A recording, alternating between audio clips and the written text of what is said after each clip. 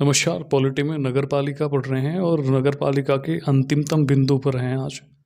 मतलब ये last class है नगर पालिका की। पिछली क्लास में शहरी स्थानीय शासन के बारे में पढ़ रहे थे, जिनको 8 भागों में विभक्त किया जाता है, जिसमें नगर पालिका और नगर निगम और अधिसूचित क्षेत्र समिति के बारे में पढ़ा। इसी को आगे बढ़ाते हैं। इसके जो और 5 भाग हैं शहरी स्थानीय निकाय के या शासन के, उनको समझते हैं। तो हेडिंग लगाएंगे सीधे सीधे क्या, नगरीय क्षेत्र समिति।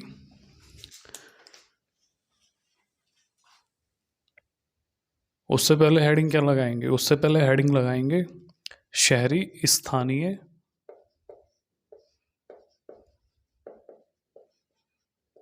शासन।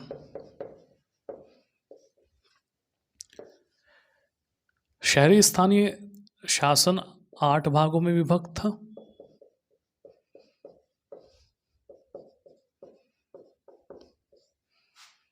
और इसके 3 प्रकार, मतलब नगर निगम, नगर पालिका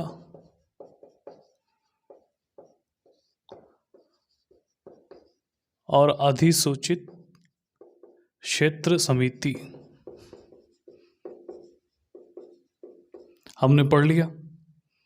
अब नंबर आता है किसका? नगरीय क्षेत्र समिति का। मतलब नंबर 4 जो है नगरीय क्षेत्र समिति। हेडिंग लगाएंगे और फिर इसमें समझेंगे क्या है। देखो, नगरीय क्षेत्र समिति का गठन राज्य विधान मंडल के द्वारा किया जाता है और राज्य विधान मंडल इसके लिए अलग से एक्ट निर्धारित करता है, अलग से एक्ट को गठित करता है। और ये जो समिति है नगरीय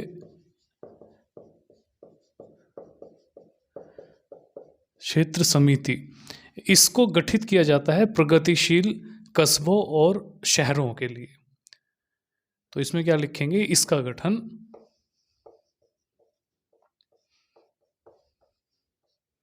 प्रगतिशील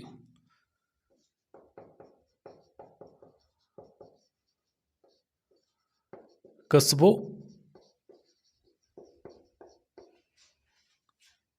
और शहरों में किया जाता है।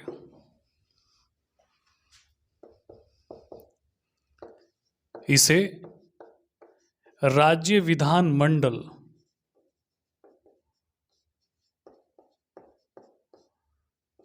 के द्वारा अलग से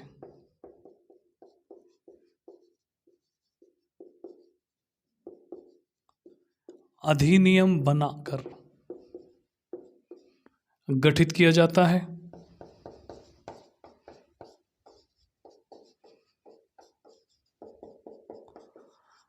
और इस समिति के जो कार्य होंगे ना, वो कार्य भी जो इसके गठन से संबंधित अधिनियम बनाया जाएगा, उसी में कार्यों का भी वर्णन होगा। तो नगर पालिका के तरह काम तो करती है, लेकिन नगर पालिका के प्रावधान इसमें नहीं होते। अलग से राज्य विधान मंडल कानून बनाकर इसका गठन करता है। इसे जो प्रमुख कार्य दिए जाते हैं, किसी कस्बे में सड़कों से संबंधित, स्ट्रीट लाइट मतलब मार्गों में प्रकाश,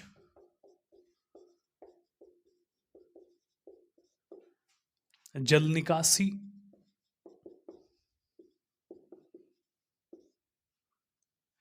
संरक्षणता आदि कार्य इसको दिए जाते हैं। तो नगरीय क्षेत्र समिति में इतना ही पढ़ेंगे। उसके बाद चलते हैं छावनी परिषद की तरफ, या छावनी बोर्ड। छावनी बोर्ड का मतलब क्या है? छावनी बोर्ड का मतलब है, क्या मतलब है? कि जहां सैनिक स्थायी रूप से रहते हों, जब सैनिक स्थायी रूप से रहते हैं, जहाँ सैनिकों की टुकड़ियाँ स्थायी रूप से रहती है, वो छावनी कहलाएगा। और छावनी बोर्ड का जो गठन है, छावनी क्षेत्र में रहने वाले नागरिकों को नगर पालिका जैसी सुविधाएं प्रदान करने के लिए किया जाता है। इसके लिए 2006 में सरकार के द्वारा, केंद्र सरकार के द्वारा एक अधिनियम भी बनाया गया। जो 1924 में अधिनियम बना था, उसे रिप्लेस कर दिया गया 2006 के अधिनियम के द्वारा। छावनी से संबंधित अधिनियम था, केंद्र सरकार का विषय है। केंद्र सरकार में भी जो केंद्रीय रक्षा मंत्रालय का नियंत्रण इस छावनी क्षेत्र पर होता है, छावनी बोर्ड पर यही नियंत्रित करती है इसको। इसमें क्या क्या प्रावधान है उसको देखते हैं। छावनी बोर्ड,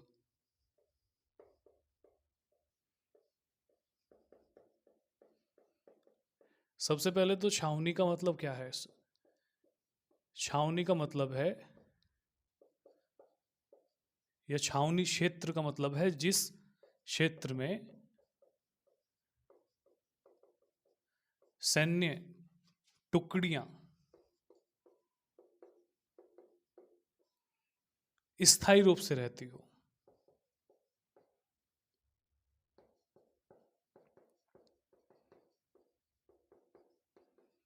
छावनी का मतलब यही तो है। मतलब कैंटोनमेंट एरिया वही तो होता है। दिल्ली में जो है, जो धौला कुआं है, इंदिरा गांधी एयरपोर्ट की तरफ जाओगे तो वहाँ पालम, कैंटोनमेंट जोन, ये सारा आर्मी वाला ही तो है, सब छावनी क्षेत्र है। टुकड़ियाँ स्थायी रूप से रहेगी, सैन्य टुकड़ियाँ। अब ये जो छावनी क्षेत्र है, इस क्षेत्र में जो नागरिक रह रहे हैं, नागरिकों को नगर पालिका जैसी सुविधा प्रदान करने का काम छावनी बोर्ड करेगा। अब इसको हम कई तरह से लिख सकते हैं। नगर पालिका नागरिकों को, छावनी क्षेत्र में रहने वाले या निवास करने वाले नागरिकों को नगर पालिका की तरह, या नगर पालिका की तरह प्रशासन, या छावनी क्षेत्र में रहने वाले नागरिकों को नगर पालिका की तरह ही सुविधा प्रदान करने का काम छावनी बोर्ड करती है। यही ठीक है, दूसरी नहीं बन पा रही। ये इसको और क्या कहेंगे? इसको हम कह सकते हैं नगर पालिका की तरह ही प्रशासन करता है छावनी बोर्ड। जैसा प्रशासन नगर पालिकाएं करती हैं अपने अपने क्षेत्रों में, ऐसे ही छावनी क्षेत्रों में छावनी बोर्ड के द्वारा प्रशासन किया जाता है, ऐसे कहा जा सकता है। ठीक है। इसमें जो छावनी बोर्ड में जो सदस्य होंगे, इसमें दो तरह से सदस्यों को शामिल किया जा सकता है। कैसे कैसे? छावनी बोर्ड में सदस्यों को निर्वाचित और मनोनीत किया जा सकता है। अगर निर्वाचित किया जाता है छावनी बोर्ड में कोई सदस्य, तो उसका जो कार्यकाल है 3 वर्ष का होता है।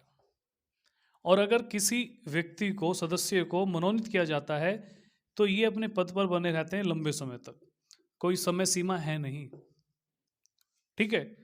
दूसरा याद रखना कि छावनी बोर्ड केंद्रीय रक्षा मंत्रालय के नियंत्रण में कार्य करता है। इसके लिए जिम्मेदार अधिनियम कौन सा है? 2006 में छावनी अधिनियम जो बनाया गया है, इसके लिए जिम्मेदार है। और ये 1924 में बने हुए एक्ट को रिप्लेस करता है। 1924 की जगह 2006 के एक्ट ने ले ली छावनी से संबंधित। केंद्र का विषय है, तो केंद्रीय रक्षा मंत्रालय या केंद्र रक्षा मंत्रालय के अधीन काम या नियंत्रण में काम करेगा। छावनी बोर्ड में जो सदस्य शामिल होंगे निर्वाचित भी हो सकते हैं, मनोनीत भी हो सकते हैं। दूसरा, छावनी बोर्ड का जो अध्यक्ष होगा वो कौन होगा? वो जो छावनी का प्रमुख अधिकारी है वो अधिकारी ही अध्यक्ष बनेगा छावनी बोर्ड का। मतलब जो छावनी से संबंधित प्रमुख है वो प्रमुख ही छावनी बोर्ड का क्या होगा? अध्यक्ष होगा। इसमें एक बात और याद रखना, क्या बात याद रखना? कि जो छावनी बोर्ड का कार्यकारी अधिकारी है,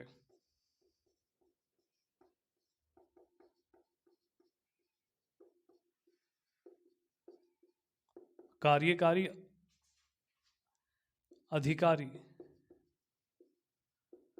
उसकी नियुक्ति राष्ट्रपति के द्वारा की जाएगी। राष्ट्रपति नियुक्त करेंगे, ठीक है। इसमें छावनी बोर्ड में 4 श्रेणियां भी होती है जनसंख्या के आधार पर, उसे नहीं पढ़ रहे। और लगभग जो है 62 क्षेत्र छावनी से संबंधित बनाए हैं केंद्र सरकार ने, उसकी भी कोई ज़रूरत नहीं है। हमें तो नगर पालिका के पॉइंट ऑफ व्यू से पढ़ना था कि ऐसे क्षेत्र जो सैन्य टुकड़ियों के अधीन आ जाते हैं उसमें रहने वाले नागरिकों को जो नगर पालिका जैसी सुविधा मुहैया कराई जाती है उसके लिए क्या व्यवस्था है। क्योंकि कोई व्यक्ति अगर शहर में रह रहा है, शहर में उसे नगर पालिका के द्वारा जो सुविधा दी जा रही है, इस तरह की सुविधा का हक होता है ऐसे किसी व्यक्ति का जो कैंटोनमेंट जोन में रहता है, मतलब जो छावनी क्षेत्र में है। तो उसके लिए छावनी बोर्ड का गठन किया जाता है और छावनी बोर्ड उस कार्य को करता है, ठीक है। यहाँ जो है सड़क निर्माण हुआ, साफ सफाई हुई, लाइट हुई, स्कूल हुए, हॉस्पिटल हुए, मतलब सब कुछ प्रबंध ये छावनी बोर्ड ही करेगा छावनी क्षेत्र के अंतर्गत। और वहाँ किसी की नहीं चलती, वहाँ केवल छावनी बोर्ड अपने हिसाब से ही सारा काम करता है। उसके बाद नंबर नेक्स्ट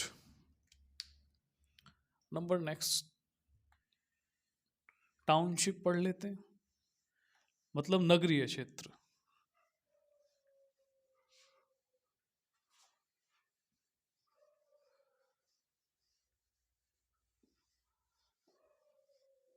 ये इनका गठन सार्वजनिक उपक्रम के द्वारा, मतलब जो बस्तियां प्लांट और संयंत्र के पास बसी होती हैं वो उन प्लांट में काम करने वाले कर्मचारियों से संबंधित होंगी, तो उनसे संबंध उनको सुविधा प्रदान करने के लिए इनका गठन किया जाता है, टाउनशिप या नगरीय क्षेत्र।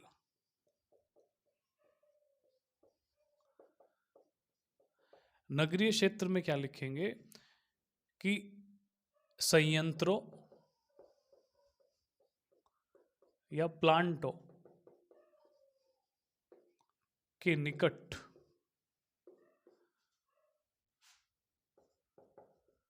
बसी बस्तियों के लिए सार्वजनिक उपक्रम के द्वारा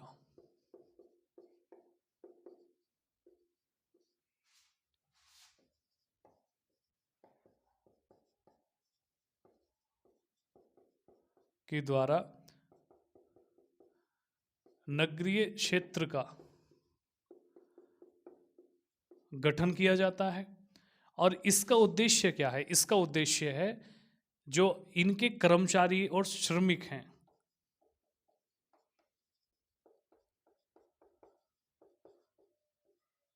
और श्रमिकों को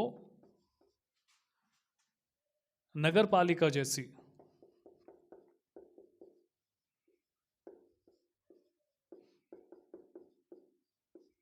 सुविधा मुहैया कराना। इसमें इतना ही याद रखना, ठीक है।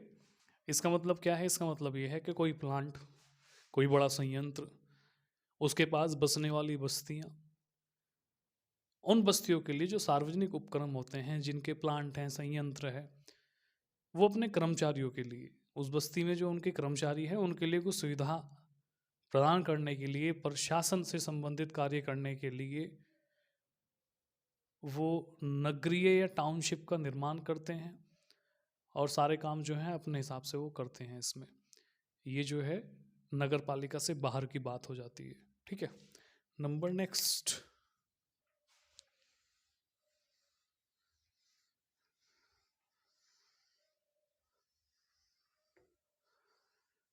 पोर्ट ट्रस्ट या बंदरगाह न्यास या न्यास पतन, न्यास पतन या बंदरगाह न्यास या पोर्ट ट्रस्ट, इसको कुछ भी कह लो, है ना। इसका गठन केंद्र सरकार के द्वारा, संसद के द्वारा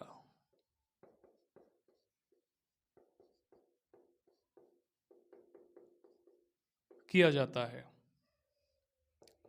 और ये गठित कहाँ होंगी? ये मुंबई में,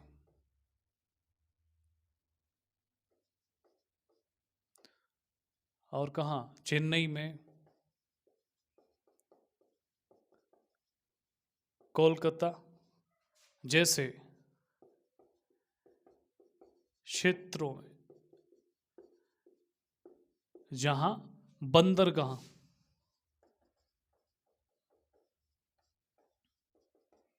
बंदरगाह है, वहां इनका गठन होगा। गठन के दो ही उद्देश्य हैं। सबसे पहले तो बंदरगाह का संरक्षण, बंदरगाह का संरक्षण व प्रबंधन पहला उद्देश्य हो गया इसके गठन का। इसके गठन का दूसरा उद्देश्य है बंदरगाह में निवास करने वाले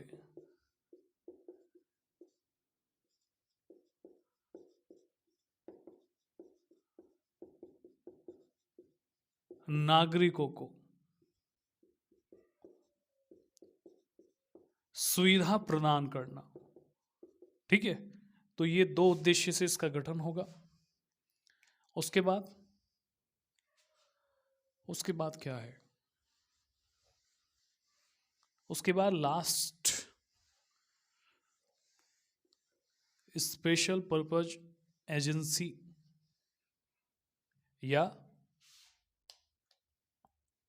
क्या कहें, विशेष प्रयोजन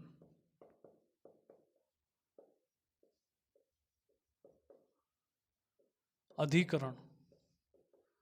इनका गठन कुछ ऐसे क्षेत्रों में किसी विशेष उद्देश्य के लिए किया जाता है, ऐसे नहीं, इसमें लिखेंगे हम कुछ क्षेत्रों में इनका गठन, कुछ क्षेत्रों में विशेष उद्देश्य के लिए किया जाता है। अब ये जो विशेष उद्देश्य हैं इनको हम कुछ नाम दे सकते हैं, जैसे नगरीय,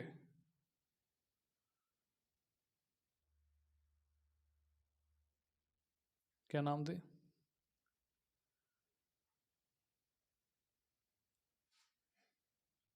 जैसे शहरी यातायात बोर्ड,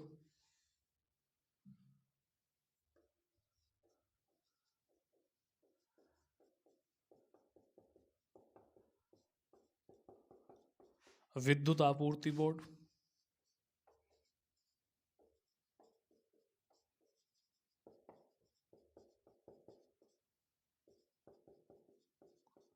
जल आपूर्ति,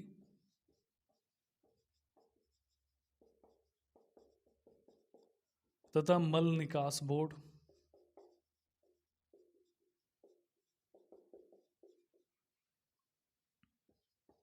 पर्यावरण नियंत्रण बोर्ड,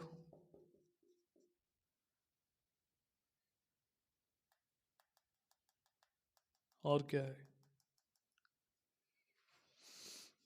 पर्यावरण नियंत्रण बोर्ड,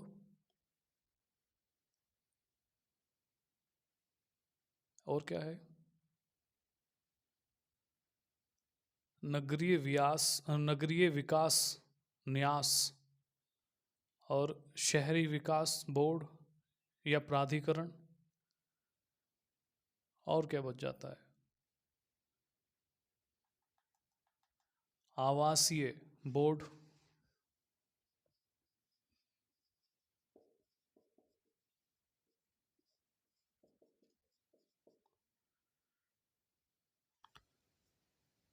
छः